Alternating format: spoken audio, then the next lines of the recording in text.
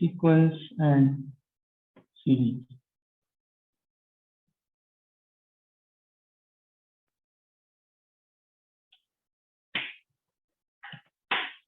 What do we mean by this sequence and series? There are many things in nature or in our daily life which so happens that numbers occur one after the other in certain pattern. किसी pattern के हिसाब से उनका appearance होता है. For example even numbers कैसे होते हैं अपीयर? 2 के बाद 4 आ रहा है, 4 के बाद 6 आ रहा है, 6 के बाद 8 आ रहा है, 8 के बाद 10 आ रहा है, थिंग्स लाइक दिस. ठीक है. और अगर आप किसी भी चीज में से मान लो उसके डिवीजन डबल डबल करते जा रहे हैं, एक में से आपने 2 पार्ट किए, फिर दोनों को हाफ हाफ कर दिया तो 2 से एकदम 4 हो गए, चारों का हाफ कर दिया फिर एकदम से 8 हो गए, 8 का हाफ कर दिया, ठीक है, एकदम से 16 हो गए. तो ये भी एक तरीके का सीक्वेंस है जो यहाँ पे जनरेट हो रहा है. ठीक है. तो अलग अलग जगह पे अलग अलग सिचुएशन में अलग अलग तरीके से, ठीक है, नंबर्स अपीयर होते हैं और इन नंबरों के अंदर जब कोई पैटर्न दिखाई देने लगता है तो उसको हम एक सीक्वेंस बोलते हैं. ये किसी सीक्वेंस, ये एक सीक्वेंस फॉर्म होती है. ठीक है. सिंपल सीरीज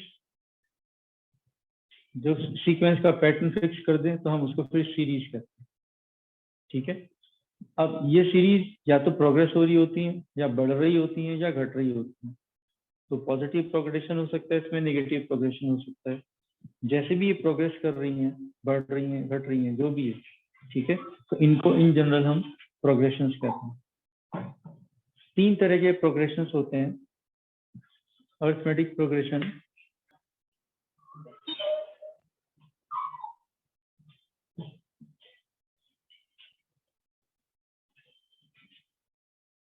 अरिथमेटिक प्रोग्रेशन, दूसरा होता है जियोमेट्रिक प्रोग्रेशन,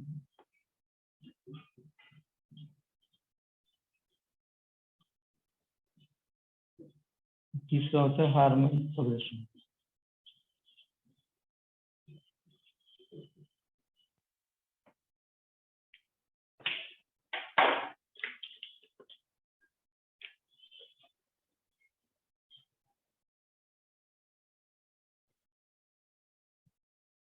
तीनों इंपॉर्टेंट है, तीनों फॉलो होते हैं काफी.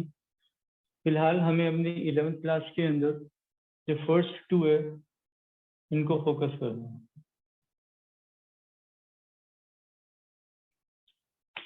ठीक है. So we will be covering arithmetic progression and geometric progression both.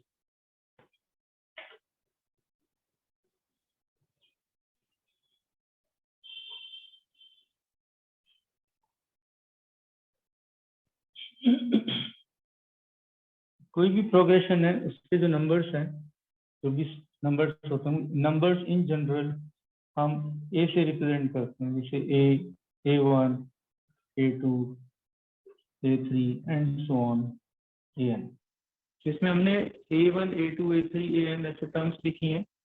किसी भी सीक्वेंस को रिप्रेजेंट करने के लिए हम टर्म्स को इस प्रकार से जनरली रिप्रेजेंट करते हैं.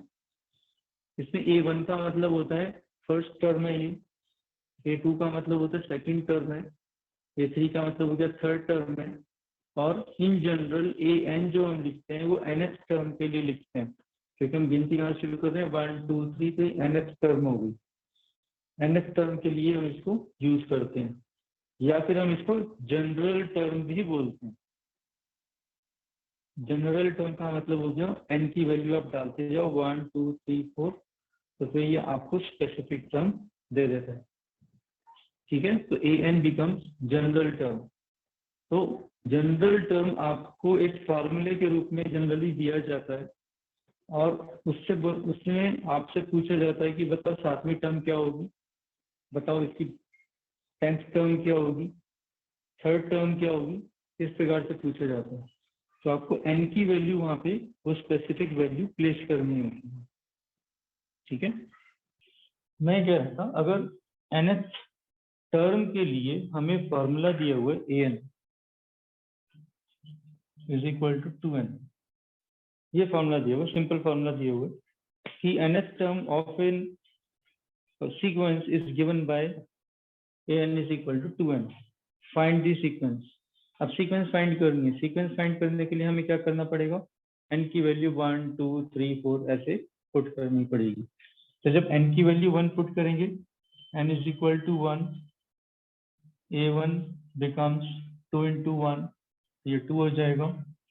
n is equal to 2, second term के लिए a2 क्या बन जाएगा हमारा?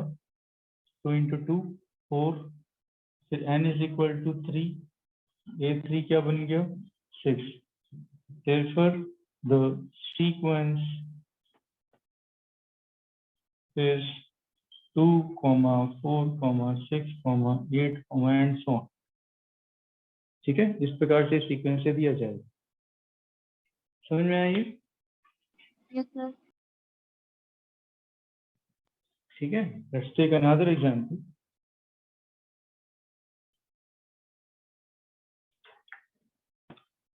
मान लीजिए n upon n plus 1 ऐसे दिया होगा. ठीक है, तो ये बताओ इसकी सीक्वेंस क्या होगी? तो सीक्वेंस बताने के लिए आपको क्या करना पड़ेगा? अगेन एक एक टर्म फाइंड करनी है, तो उसके लिए n is equal to 1 put करेंगे. तो हमें a1 क्या मिलेगा यहाँ पे? बताओ बेटा. Sir, 1/2. n की वैल्यू 1 पुट, हाँ 1/2. n की वैल्यू 2 पुट करेंगे तो क्या बन जाएगा? a2 is equal to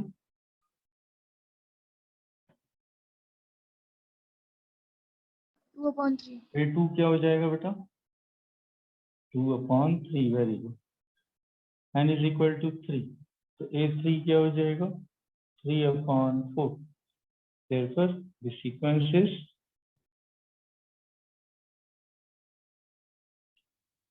अब सीक्वेंस क्या बन जाएगी? 1/2, 2/3, 3/4, 4/5 and so on. ठीक है, ये समझ में आया?